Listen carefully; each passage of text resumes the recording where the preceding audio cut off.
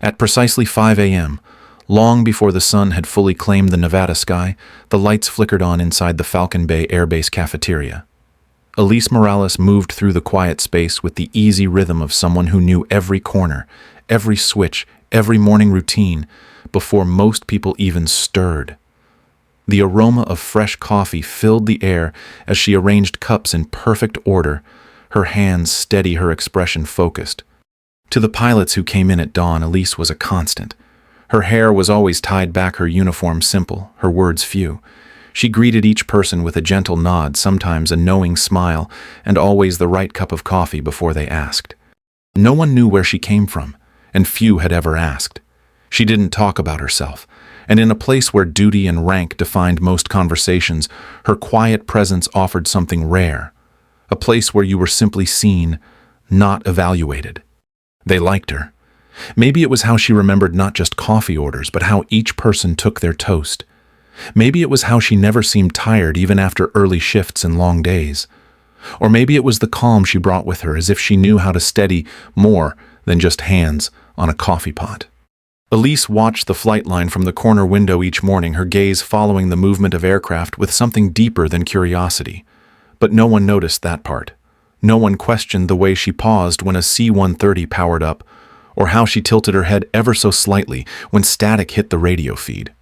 To them, she was just the woman who made mornings bearable, a familiar face behind the counter, a helper, a provider, someone quietly dependable. And that was enough. Until one day, it wasn't. Because hidden behind that simple uniform and silent efficiency was a story no one at Falcon Bay had heard.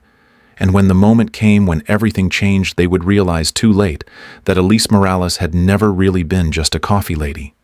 Part 1. Elise the Invisible Expert. Elise Morales was the kind of woman people felt comfortable around without knowing why. She had a way of making the space feel safe, as if her presence alone could smooth the edges of a rough morning. At 44, her movements were efficient, calm, and always a step ahead of what needed doing. She never raised her voice or tried to stand out. Her hair was always neatly pulled back, her apron spotless, and her eyes sharp behind quiet expressions. She spoke softly, listened well, and remembered the little things others forgot. To the staff at Falcon Bay, Elise was the backbone of the cafe. She stocked supplies before anyone asked. She noticed when someone had a bad night or needed a wordless refill. And yet there was something about her that didn't quite fit the picture of an ordinary food service worker. Behind the counter, she kept a small tablet tucked near the register, usually open to weather tracking maps or aviation reports. Most assumed it was just curiosity, maybe a hobby. But Elise studied those charts with a focus more intense than idle interest.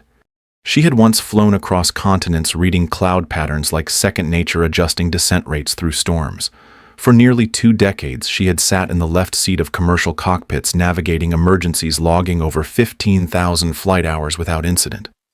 But that was before the diagnosis. Type 1 diabetes changed everything. Airline medical regulations didn't leave much room for compromise. One moment she was Captain Morales. The next, she was out of the sky, told gently but firmly that her flying days were over. She didn't argue. She didn't protest or fight it in court. Elise accepted the verdict with quiet dignity, packed up her flight bag, and walked away from a life that had defined her since her 20s. It wasn't bitterness that brought her to Falcon Bay. It was a need to stay close to what she loved. She found work at the base cafe through a civilian contractor. It was a small job, a quiet one, far from the chaos of terminals and control towers. But for her, it was close enough. She could still hear the turbines, still read the skies. Elise never advertised her past. She never spoke of airspeed, fuel calculations, or what it felt like to land a jetliner on one engine. But it showed in her posture, in the way she unconsciously shifted her weight when listening to radio chatter, aligning herself with flight patterns, as if her body remembered what her job no longer allowed. Sometimes when the younger pilots came in, she listened to them talk shop and nodded at the right moments. They never knew how much she understood, how she could tell when a pre-flight had been rushed, or when weather reports didn't match the mood of the clouds. And when someone struggled with scheduling or crosswind worries, she offered small observations, casual, almost like a guess, but every time they proved useful. Nobody questioned how she knew. In 6 years, she had become part of the base's rhythm. Not a leader, not a name in the chain of command, but something quieter. A stabilizing force. A presence people relied on without knowing how much they did. And she liked it that way. It was a different kind of flying, perhaps. No cockpit, no checklist, but still a sense of purpose. She had traded altitude for observation, traded wings for windows. But she never stopped watching the sky, never stopped listening, and somewhere inside she had never really stopped being a pilot. Part 2. Calm before the storm. Mornings at Falcon Bay ran on precision. Trucks rolled out, flight crews hustled across the tarmac, and the air was thick with the low rumble of idling engines. Everyone had a job, a rhythm, a purpose that fit into the larger machinery of military life. Pilots moved in small clusters, grabbing coffee and reviewing flight plans. Mechanics waved checklists as they inspected landing gear under the soft light of sunrise. Elise stood behind the counter, watching it all with a calm that came from knowing how every piece fit together. She moved without wasting motion, refilling pots, preparing orders, glancing occasionally through the tall windows facing the runway. A few people waved. She returned their gestures, always polite, always present. But her attention drifted to things others missed. She noticed when refueling trucks were late by a few minutes.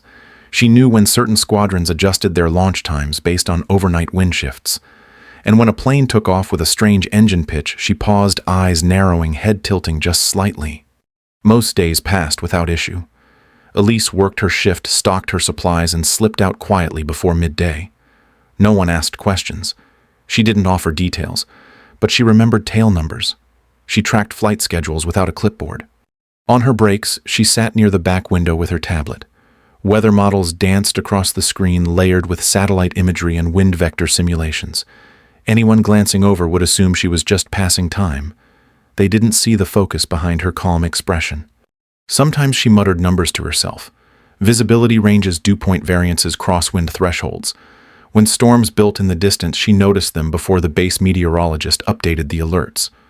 But she said nothing unless it helped. Once she quietly suggested a pilot delay takeoff by 15 minutes. A line of thunderstorms arrived at the exact time she had warned. The pilot laughed it off as luck. Elise smiled and went back to slicing lemons for iced tea. The base was orderly, predictable, and full of people who relied on systems that mostly worked. Elise lived on the edges of those systems, knowing their strengths and their cracks. She could sense when something felt off even before the data caught up. Lately, the tension in the air had changed. Nothing anyone could name, not yet. But a few pilots stayed longer at the cafe, checking weather reports twice. The radio had more static than usual. Supply shipments were late 2 days in a row. Elise didn't say much about it, but her eyes lingered longer on the radar feeds. Her tablet updated more frequently. She stopped leaving early and started prepping extra food just in case. One morning, a young airman asked her how she always knew when storm fronts were serious. Elise just shrugged, said it was a habit, but her gaze was fixed on a pressure drop forming off the Pacific coast.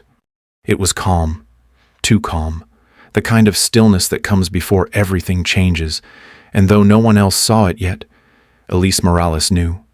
Something was coming. Part 3. Crisis unfolds. The earthquake and urgent evacuation. Sub. Part 3.1. The disaster. Breaks out. The television behind the counter flickered to breaking news just after 7. Elise glanced up from refilling the napkin dispenser, her hand stilling as aerial footage of crumbled highways filled the screen. Northern California had been hit by an 8.2 magnitude earthquake. Across the dining area, voices rose. Phones lit up.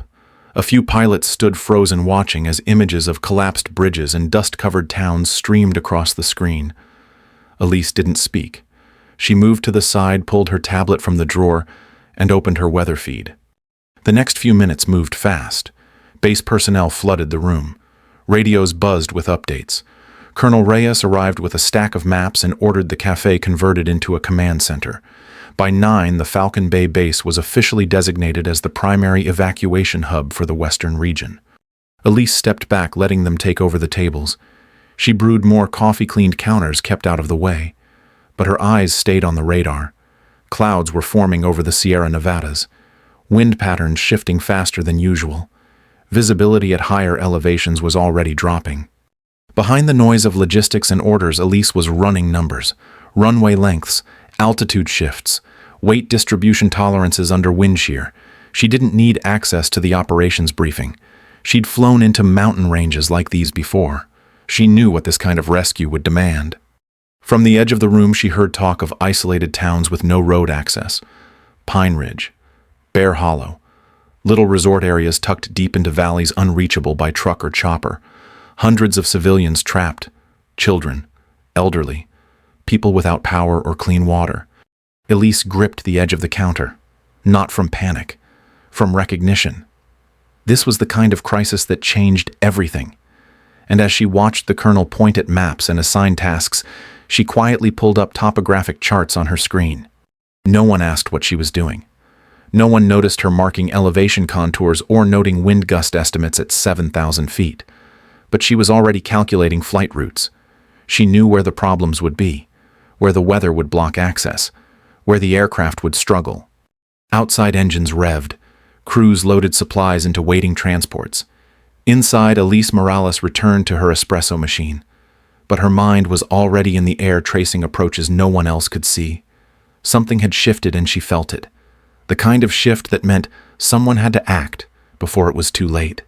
Part 3.2. The Flight No One Dares to Fly. The room was thick with tension.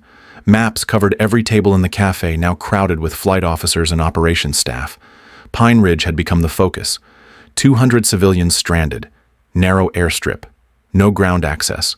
Storms closing in. Elise moved between tables, refilling cups and clearing plates. Her steps quiet, her ears sharp. She caught bits of conversation. They had aircraft. They had fuel. But they didn't have a pilot who could handle it. The airstrip was 7,500 feet above sea level, surrounded by ridges and unstable winds. The best mountain flyers were grounded with food poisoning. The next tier didn't have enough hours in terrain like this. The risks were too high. No one said it outright, but it hung in the air. Sending someone unqualified could mean losing a plane, losing more lives. The colonel shook his head. The lieutenant suggested waiting.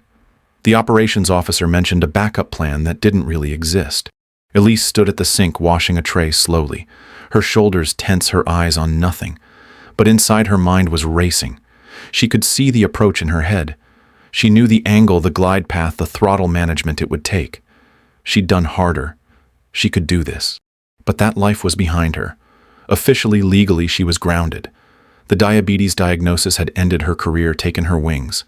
That was the rule. That was the deal she'd accepted. She dried her hands, set the tray down, and stared through the front window. The clouds were getting lower. Gusts were picking up. The window for any rescue was closing fast. Back at the table, someone mentioned the youngest pilot on base. He'd volunteered. He was willing. But he wasn't ready. They all knew it. One wrong move on that landing and the evacuation would turn into a recovery. Elise stepped back into the kitchen. She leaned against the counter, pressing her palm flat to the stainless steel. Her breath was steady. Her heart wasn't. Every instinct in her body was pulling her toward the runway. It wasn't ego. It wasn't glory. It was experience. It was knowledge honed through hours and storms and emergencies in the exact kind of chaos unfolding outside. No one in that room knew what she could do. Not yet. But she did. And if no one else stepped forward in time, she might have to. Even if it meant revealing everything she'd kept hidden for years. Even if it meant taking back a piece of herself she thought she'd given up forever. Part 4. The Hidden Pilot Steps Forward. Part 4.1. Stepping Out of the Shadows. The room fell silent when Elise cleared her throat and spoke up. Her voice was calm but firm. She said she could fly the mission to Pine Ridge. Eyes turned toward her, disbelief rippling across the faces of officers and crew alike. She reached into her apron and pulled out a worn pilot's license. The credentials were real. Heavy transport certified. Mountain approach qualified. Over 15,000 hours logged. A murmur spread through the room. Questions came fast and sharp. How was this possible? Why hadn't she spoken up sooner?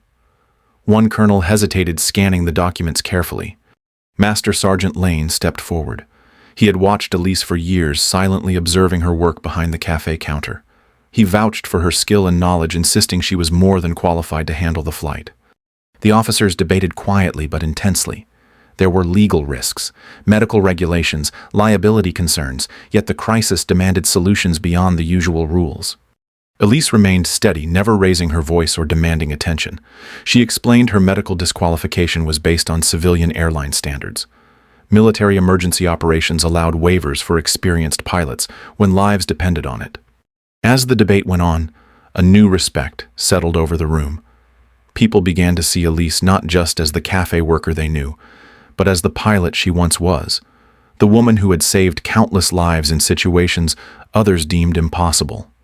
The colonel finally nodded. He authorized the emergency waiver. The mission would proceed with Elise Morales at the helm. A hush of awe filled the room. The quiet woman had stepped out of the shadows, and now everything depended on her. Subpart 4.2, From Coffee to Cockpit. Elise sat at a small table covered with flight manuals and checklists, the low hum of the base buzzing just outside the window.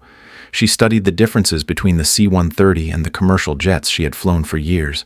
The systems were more advanced, but the principles remained the same. Weight distribution, fuel management, cockpit controls. Each detail absorbed quickly, as if muscle memory guided her hands.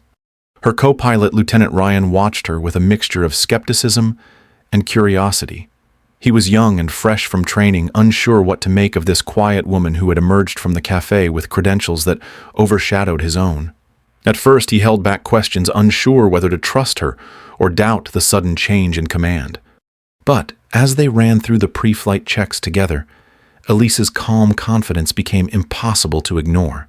She answered technical questions with precision and explained emergency protocols with a clarity that surprised him. The hesitation in his eyes gave way to growing respect as he realized she wasn't just recalling information. She was living it. They reviewed the flight plan one last time. Elise pointed out potential challenges ahead: turbulent crosswinds, the tricky mountain approach, and the narrow margin for error on the Pine Ridge runway. Every move she made showed experience born from countless hours in the cockpit, flying through conditions that tested even the best. Lieutenant Ryan's doubts softened into quiet admiration.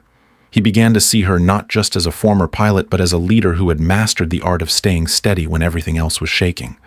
Her voice was calm, her demeanor steady, inspiring a sense of confidence in him and the mission ahead. The hours slipped by as they prepared the aircraft. Elise's focus never wavered. She reviewed emergency procedures, communicated with ground control, and synchronized with the rescue teams. Her mind balanced technical detail and human responsibility in a way only someone who truly lived the life of a pilot could. Soon, it would be time to leave the cafe behind and take control of the mission that would define her again. The tension was thick, but so was the quiet certainty that she was ready. From coffee to cockpit, Elise Morales was reclaiming her place where it mattered most. Part 5. The Rescue Mission. Flying Against All Odds. Part 5.1. Landing in the Impossible. The engines roared as Elise guided the C-130 toward Pine Ridge, the mountains looming like silent sentinels on either side. The wind hammered the aircraft from every direction, gusts twisting the wings in unpredictable patterns. She gripped the controls with steady hands, eyes locked on the instrument panel and the narrow strip of runway that barely appeared through the swirling fog. Visibility dropped to less than a quarter mile as clouds clung to the peaks and the rough terrain left no room for error. Elise adjusted the throttle smoothly, compensating for sudden shifts in wind shear. Every movement was calculated, precise, honed from years of facing impossible approaches in storms most pilots avoided. The co-pilot spoke quietly, reading off updated weather reports and runway conditions. Elise nodded, her mind running scenarios ready for the unexpected. The aircraft's heavy frame responded sluggishly, but she managed to keep it balanced perfectly, using subtle inputs that masked the strain from everyone on board. As the runway came into clearer view, Elise began her descent with meticulous timing. The terrain below rushed closer, the peaks surrounding the airstrip, a constant reminder of how unforgiving this landing would be. She slowed the plane, gently easing it lower while fighting crosswinds gusting over 60 knots. The tires touched down softly on the narrow strip, the massive craft using every inch of available runway to come to a smooth stop. A wave of relief washed over the cabin as the passengers, many exhausted and frightened, realized they had arrived safely. Elise's eyes met the distant faces, looking up from the tarmac, a silent promise that she would get them home again. Every ounce of her training and experience had been tested in those moments. The mission was far from over, but this landing was a victory in itself. She had flown through the impossible and come out steady, strong, and alive. Subpart 5.2. Bringing them home. The loading process was a careful choreography. Elise directed ground crews as they helped elderly passengers settle into seats closest to medical equipment. Children clung to their parents' eyes wide, but trusting, sensing the calm determination radiating from the pilot who had brought them here. Weight distribution was critical. Every pound mattered in keeping the aircraft balanced during takeoff. Elise coordinated with Sergeant Jacobs, ensuring families stayed together and those with medical needs were prioritized. The cabin hummed with quiet anticipation as the final passenger boarded. Once airborne, the storm grew harsher. Turbulence rattled the plane and raindrops beat against the windows like rapid drumbeats. Mid-flight, a sharp call from the back jolted Elise's focus. A passenger was in distress, clutching his chest, his face pale. Without hesitation, she shifted between pilot and crisis manager. She eased the plane into smoother airspace, directing the crew to administer emergency care. Her voice stayed steady over the radio, coordinating with medical teams on the ground, preparing for their arrival. The cardiac episode tested more than her flying skills. It demanded a calm presence, quick decisions, and empathy for the lives depending on her. Elise reminded herself why she flew, not for glory, but for moments like these. As they approached Falcon Bay, the storm battered the aircraft, winds gusting violently. But Elise held the controls with unwavering confidence. She guided the plane through the final descent, mindful of every trembling movement. Touching down gently, she felt a surge of relief mixed with exhaustion. The passengers disembarked, some with tears, others with quiet gratitude. Elise stood at the door, watching them reunite with waiting families, knowing this flight had brought them hope and safety.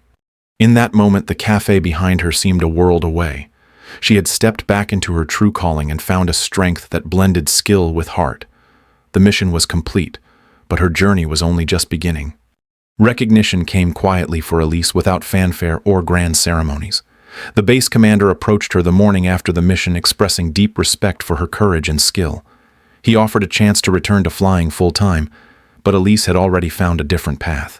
She proposed a hybrid role, splitting her time between emergency response training and running the cafe that had become more than just a place for coffee. The cafe was evolving into a hub for mentoring, a space where newcomers and veterans shared knowledge and supported one another. Elise saw value in nurturing both wings and hearts. Her leadership was subtle but powerful. She didn't need the spotlight. Instead, she fostered a community where competence met humility, where learning was a shared journey. In this role, she found balance between her passion for flying and her commitment to service in its many forms. The training programs she developed bridged gaps between civilian aviation and military operations, creating new standards for emergency response. Her approach was practical, informed by years of experience, but also deeply human. Pilots learned not just how to fly, but how to stay calm, how to trust their training when the skies turned dark. Elise's presence behind the counter became a symbol of resilience and quiet strength. People came for coffee, but stayed for the conversations that sparked growth and connection. The walls echoed with stories of challenges overcome, lessons learned, and the shared goal of serving something larger than themselves. She had traded the solitary cockpit for a community of learners and leaders. In that space, she discovered a new kind of fulfillment. It wasn't about glory or recognition, but about making a lasting difference, one cup and one conversation at a time. Her journey had come full circle. From pilot to barista to mentor, Elise Morales embodied the idea that true service wears many faces, and in her humble way, she was shaping the future of those who would follow in her footsteps. Elise spent her days mentoring younger staff, sharing not only technical knowledge, but lessons in character and leadership. She believed that competence was important, but humility and quiet dedication were what made true leaders. In every conversation, she reminded them that service was not about recognition or applause, but about doing the right thing with care and consistency. She taught them to trust their training and to prepare for moments when calmness would be their greatest asset. Elise explained that emergencies revealed who people truly were. They didn't create strength, but uncovered it. Her words carried weight because they came from experience. Years spent navigating storms both in the air and within herself. The cafe buzzed with energy as new pilots and technicians gathered to learn to listen and to grow. Elise encouraged questions and valued every voice. She showed that leadership could be gentle but firm, that true excellence did not demand attention, but earned it naturally through actions. Her quiet confidence inspired those around her to look beyond titles and ranks. She emphasized that real service was about commitment to something larger than oneself. It was about showing up even when no one was watching and giving your best because it mattered. As the sun set over Falcon Bay, Elise often stood by the window reflecting on the journey that brought her here. She knew that her story was not just about flights and rescues, but about finding purpose in every role. The legacy she hoped to leave was one of integrity, dedication, and the courage to serve quietly but fully. She often shared a simple truth with those who asked where her strength came from.